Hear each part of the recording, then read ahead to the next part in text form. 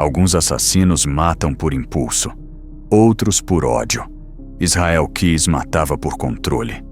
Não havia raiva, não havia prazer, havia método. Durante mais de uma década, ele cruzou os Estados Unidos sem chamar atenção. Trabalhava como carpinteiro, reservava hotéis baratos, pagava tudo em dinheiro. Viajava como um homem comum, sorria quando falava com vizinhos e ajudava estranhos na estrada. Mas em cada lugar por onde passava, deixava algo enterrado. Caixas metálicas. Dentro delas, armas, cordas, facas, sacos de lixo, ácido. Pequenos kits de assassinato, guardados com paciência quase religiosa. Escondia em bosques, cemitérios, estacionamentos. Às vezes esperava anos antes de usá-los. Era como um ritual particular, um calendário marcado com datas que só ele entendia. Israel não caçava pessoas específicas, caçava oportunidades, escolhia o cenário, o silêncio, o momento. E quando tudo parecia certo, apenas observava. Casas afastadas, carros deixados sozinhos, rostos distraídos. O primeiro erro da vítima era o ponto de partida. Em 2012, algo saiu do controle. Samantha Koenig, de 18 anos, trabalhava em um quiosque de café no Alasca. As câmeras mostraram um homem com máscara de esqui. Ela pensou que era um assalto. Obedeceu. Mas Israel não queria dinheiro. Queria tempo. Levou a jovem para casa. Amarrou-a no porão. Falou com ela, ofereceu comida, disse que a libertaria. Horas depois, tirou sua vida com calma. Fotografou o corpo, imprimiu a imagem e a colocou ao lado de um pedido de resgate falso. Usou o cartão da vítima por semanas, atravessando estados, assistindo o país seguir em frente sem perceber o que viajava dentro do carro ao lado. Mas o plano falhou. Os rastros dos saques levaram o FBI até ele. Quando foi preso, Israel estava tranquilo. Tinha passagem comprada, novos pontos marcados no mapa e uma arma no carro. Durante os interrogatórios falava pouco. Mantinha o olhar firme, sem tremor, sem remorso. Dizia que não tinha padrão porque não queria ser lembrado. Que escolher aleatoriamente era o segredo da liberdade. E quando o agente perguntou quantas pessoas ele matou, ele apenas sorriu. Disse que eram muitas e que o número não importava. O FBI conseguiu confirmar 11 mortes, mas há dezenas de lugares suspeitos. Poços, lagos, clareiras, trilhas. Um dos kits foi encontrado 7 anos depois, intacto, como se ainda esperasse o dono voltar. Israel parecia se divertir com o espanto dos agentes, mas um dia simplesmente parou de falar. Em dezembro de 2012, foi encontrado morto na cela. Cortou os pulsos e deixou um bilhete escrito com o próprio sangue. Um poema sobre corvos, ossos e a beleza da caça. Sem nomes, sem pedidos, sem desculpas. Depois da morte, o FBI seguiu abrindo os pontos marcados em seus mapas. Alguns estavam vazios. Outros guardavam fragmentos do que o tempo ainda não conseguiu apagar. Nenhum deles explicou o porquê. Israel Keyes não matou por prazer. Matou porque podia. Porque entender o controle lhe dava sentido. E quando o sangue escorreu pelo chão da cela, a sensação não era de alívio. Era de que alguém, frio e humano demais, tinha existido. Um homem que aprendeu a matar com a mesma precisão com que outros aprendem a viver.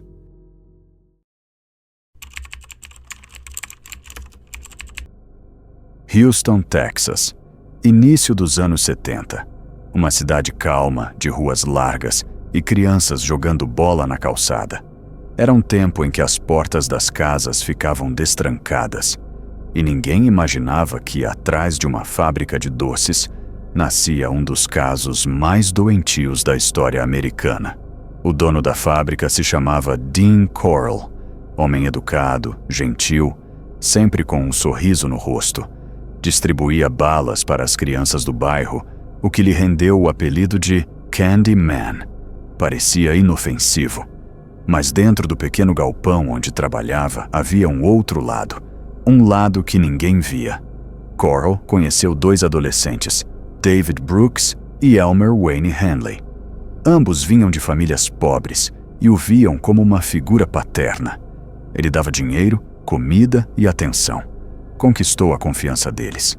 Depois, começou a testar os limites. Oferecia cigarros, bebidas e falava de coisas estranhas.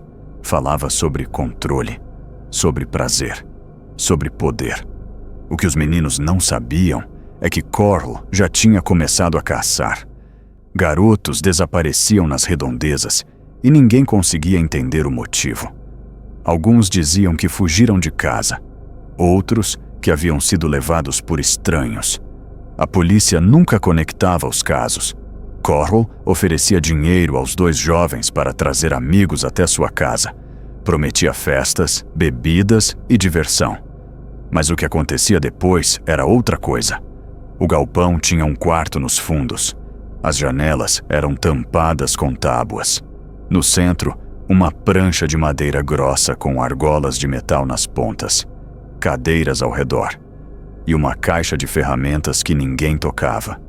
Quando a vítima chegava, Coral oferecia bebida ou maconha. Depois, jogava um pano molhado com clorofórmio. Quando acordavam, já estavam amarradas à prancha.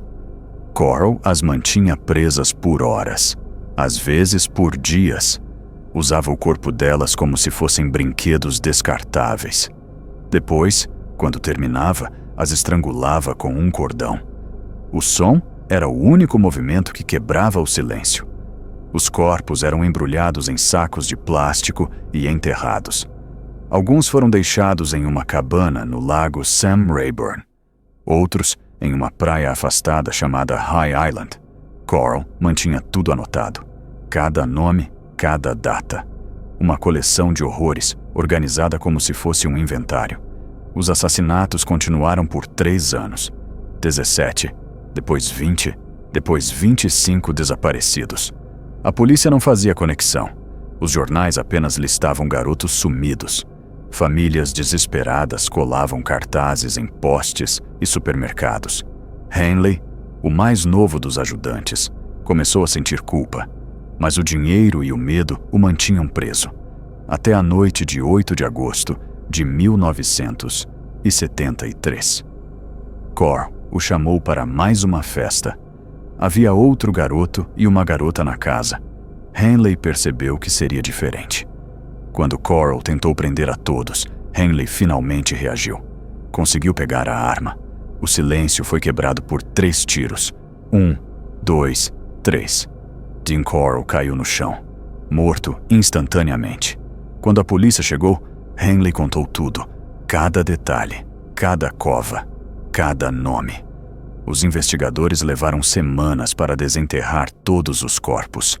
A contagem final foi assustadora. 28 vítimas confirmadas, todos meninos entre 13 e 20 anos. Alguns ainda com as mãos amarradas quando foram encontrados. Nos locais dos enterros, o cheiro era insuportável. Os sacos se desfaziam com o tempo. Os ossos estavam espalhados entre as raízes. Era como se a terra tivesse engolido o segredo, mas ainda respirasse por baixo.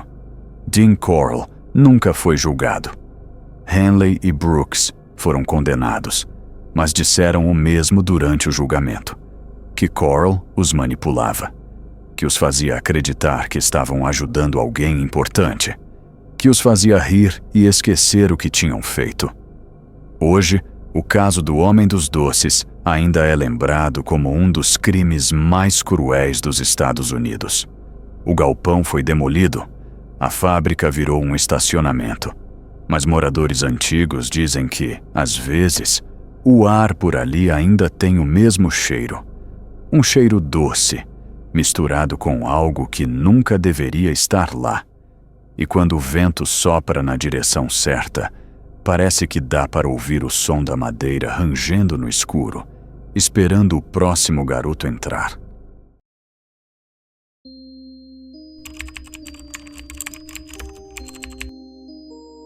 Em março de 1997, a polícia da Califórnia recebeu uma ligação anônima. Um homem dizia ter encontrado algo estranho em uma mansão de San Diego.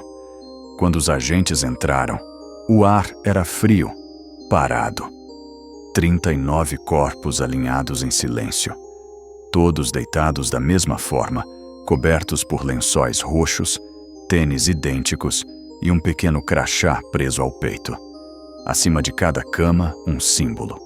Um triângulo com uma linha atravessada. Era o fim do culto conhecido como Heaven's Gate. O grupo acreditava que a Terra estava prestes a ser reciclada e que apenas os escolhidos seriam levados por uma nave que seguia atrás do cometa Hale-Bopp, visível no céu naquele mês. O líder, Marshall Applewhite, convencia os seguidores de que eles não pertenciam mais a este mundo. Dizia que o corpo humano era apenas um recipiente temporário e que a verdadeira vida começaria assim que abandonassem a carne. Durante 2 décadas, Applewhite e sua parceira Bonnie Nettles viveram entre viagens, gravações e doutrinas sobre a evolução para o próximo nível. Pregavam que a salvação viria da tecnologia e dos céus, que o universo era uma escala espiritual e que cada alma era um software aguardando atualização. Quando Bonnie morreu de câncer, Applewhite declarou que ela havia sido chamada antes para preparar a nave e que em breve todos deveriam seguir. Em março de 1997, ele anunciou que o sinal havia chegado. O cometa Hale-Bopp seria o portal. Reuniu o grupo na mansão, gravou dezenas de fitas e organizou tudo com precisão militar. Roupas iguais, alimentação leve nos dias anteriores, instruções detalhadas sobre como deixar o corpo. Nos vídeos, Applewhite aparece sereno, quase alegre. Sorri e fala com convicção. Diz que não é morte, é promoção. Atrás dele, cartazes com frases sobre o fim e a ascensão. A porta do céu se abrirá apenas uma vez. Depois disso, cada membro grava sua despedida. Falam em paz, em libertação. Ninguém parece confuso, parecem prontos. A morte veio em etapas. Grupos de 15 pessoas por vez ingeriram uma mistura de barbitúricos com suco e vodka. Depois, colocaram sacos plásticos na cabeça e deitaram calmamente. Os sobreviventes ajudavam a cobrir os corpos com lençóis e seguiam o mesmo ritual. Quando os policiais chegaram, tudo estava limpo, organizado e silencioso. Marshall Applewhite foi encontrado no quarto principal, deitado ao lado de um gravador. Não áudio, sua voz ainda repetia frases sobre transcendência e reencontro. As câmeras mostravam o céu da Califórnia, e lá o cometa ainda cruzava o escuro. A imprensa chamou de suicídio coletivo, mas para eles foi uma viagem, uma travessia cuidadosamente programada. E até hoje, quando o Hale-Bopp reaparece em telescópios, alguns dizem ouvir vozes no rádio, como se alguém do outro lado estivesse dizendo que chegou bem. 3 histórias. 3 formas diferentes de acabar com a humanidade dentro de um corpo. Um culto que acreditava na salvação através da morte. Um homem que transformou inocência em armadilha. E outro que matou como quem cumpre uma tarefa.